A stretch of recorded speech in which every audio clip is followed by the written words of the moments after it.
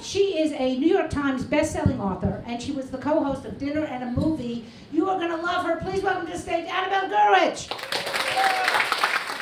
So it was the week before my son was set to go off to college, and I was saying to him over and over again, "You're doing all the right things. Everything is going to work out." And I was saying that because I was 100% sure that wasn't true. And I was doing this as sort of like a, what do they call that, like reverse psychology, and I'm not really sure who I was trying to convince more, me or him. But, you know, I was just so worried about whether or not he was ready to go to college, because high school was not his finest hour. He had sort of an unrequited love with weed. It was a love affair that was not working out so well, and he was really like the worst pot smoker in the history of pot smokers, because I kept catching him because he would hide his stuff in all the same places. I'm like, dude, you're really bad at this pot smoking stuff. And things would happen like, there was one day, I was leaving the house, he was leaving the house at the same time, and he had a backpack with him, and he had a very suspicious look on his face. Goes back in to go to the bathroom, and he leaves his backpack in a bush. He's like, hides it. I'm like, well, that's an invitation for your mother to go look inside your backpack. So I open it up, and inside, there's weed in film canisters. Now, my first thought was, oh my God, they still put weed in film canisters. Like, oh, yes, some traditions hold. I didn't know they make film anymore. And then the backpack also had just lots and lots of little plastic baggies. Now, plastic baggies are the internationally recognized symbol of I'm dealing drugs. So I'm like, okay. Comes back outside, and I hold up the backpack, and he says, oh, Mom, that's my friend Zoe's. And then he takes out his phone, and he writes this text really quickly. And then my phone has a little ding, and I pull my phone out, and it's a text, and it says, Mom just found my weed. I'm so fucked, Zoe. I'm like, you are the worst drug dealer in the history of drug dealers. And, you know, eventually, you know, he got sober, and he got it together, and he got good grades, and he got into this #1 choice of school, but still, it's the week before he's going to go, and I'm freaking out. I'm just not convinced he's really mature enough to handle college. And I'm running around the house like a maniac, and I'm saying things like, you need to learn how to boil an egg, you need to learn how to iron. He's like, Mom, I know how to boil an egg, and nobody irons. We don't even own an iron. Okay, so just take it easy, but I'm still convinced, and I'm trying to think of a way that I'm going to be able to determine if he's mature enough, and I come up with a plan. My idea is that we should do an escape room. Now, has anyone done an escape room? You know what they are. It's an escape room. Now, I had never done one at the time, but it's like a game of puzzles, and you get, I wish I had thought of this. That you go to a room, they lock you in it, and you solve puzzles, and then they let you out, and you pay a lot of money for that. Why didn't I think of that, right? So I had never done an escape room, but friends of mine who'd done it said to me, you know, it's a really great way to work on problem solving and how you work in a group. And I thought, oh, this is fantastic. We'll go, we'll be in a group, I'll hang back, and I will be able to see how he deals with stress in a very high-pressure situation. So, I signed us up for a zombie escape room. I really love zombies because I feel like, you know, zombieism is a great metaphor for motherhood. You know, once you've gotten it, you are doomed to stumble through the rest of your existence in a just drunken haze. So, I signed us up for this zombie escape room the night before he's leaving for school. We show up there, and there's this group of like really attractive young women. I'm like, great, this is fantastic. I'm going to be able to also see how he reacts to this, because I'm not really sure which way it's going these days. And we're waiting for our room to start, and all of a sudden the guy comes out and he lines up all these beautiful girls against the wall, starts taking their mug shots because they're actually going to prison. So I wish them, good luck on the prison break. And that's when I find out that I've accidentally signed us up for an escape room alone. My son, my teenage son, and I are going to be locked in a room together, alone. And he's like, Mom, this is just like my entire childhood. It's not what we signed up for, but before he can get away, this woman comes out, she brings us over to where our room is, she throws us 2 white coats. We're scientists, right? And the zombie virus is an outbreak, and it's up to us to save the world. Our predecessors, the 2 scientists who came before us, well, they've died. We got 1 hour. She shoves us into this, laboratory, and there's the click on the door.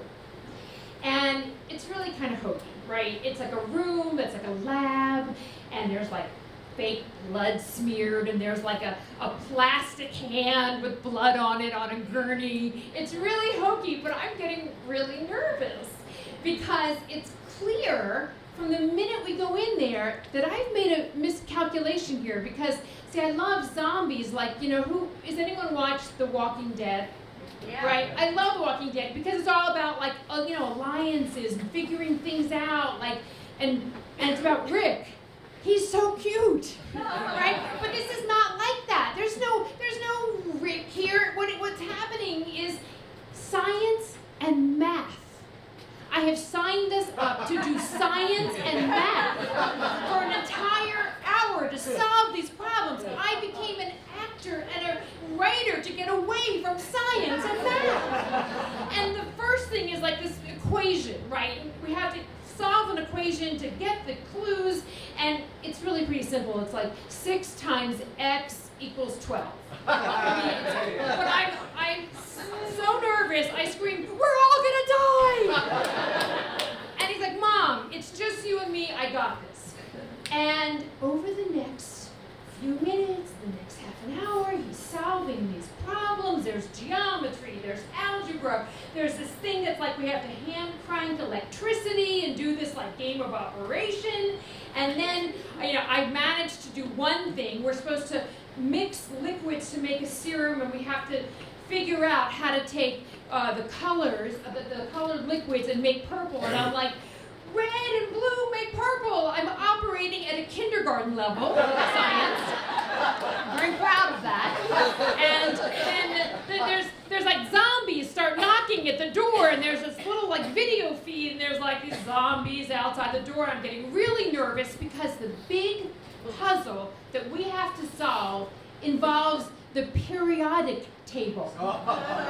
Now, in high school, I was getting a D in chemistry, and I'd gotten it the honest way by skipping class and sleeping through the classes I actually attended because I refused to learn the periodic table, and I was in danger of losing my spot at NYU when I convinced my science teacher, Mr. Glick, that he should give me a C so I could go to college because never in my entire life was I ever going to see the periodic table again.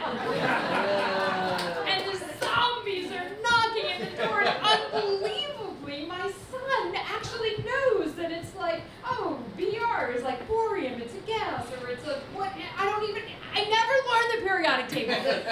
He solves the problem, they let us out, and that night, I'm just oh my God, and I sleep the sleep of a mother who knows that her kid is going to be okay. And the next morning, I'm taking him to the airport, and I'm saying now, you're doing all the right things.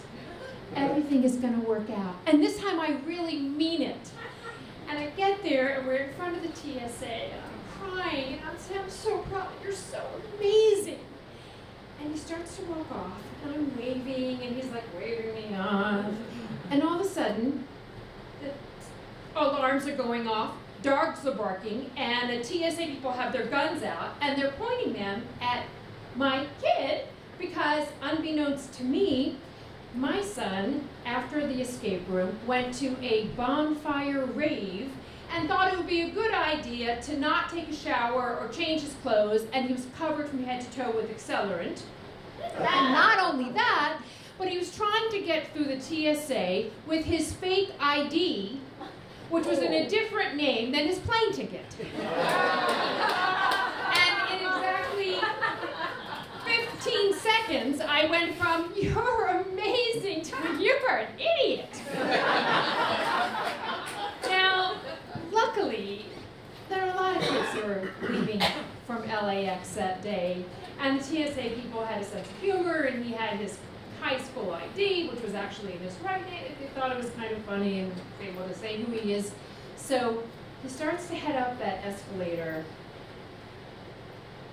at Los Angeles International Airport, and I'm looking at him, and I'm waving, and I'm thinking about that line from the Cassavetes film, Love Streams.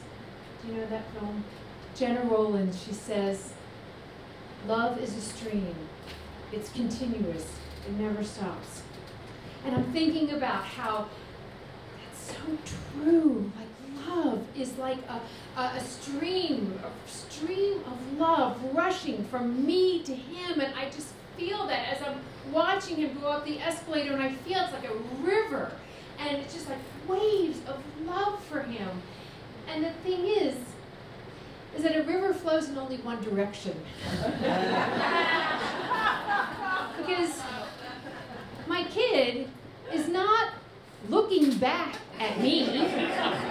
He is so done with me. He's just moving forward, moving towards the future, and riding that wave of love. And the worst thing about motherhood is that if you're lucky, if you do all the right things, the best you can hope for is to be ignored by your kid at Los Angeles Airport.